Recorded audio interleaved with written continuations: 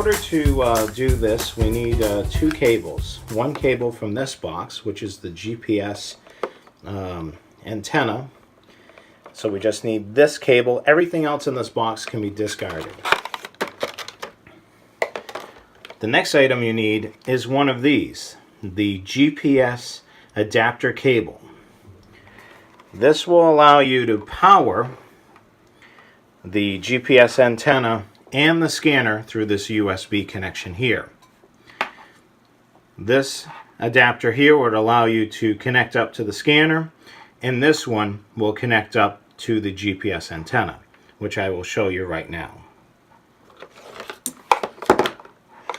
Simply connect into here, like so, and the GPS antenna is now connected to this cable.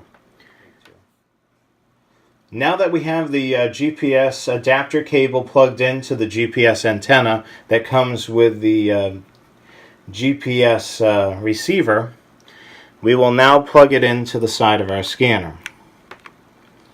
And then we will power it on.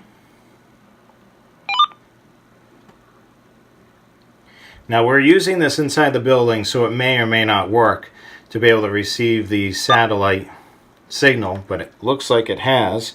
We can see in the bottom of the screen right here it shows GPS.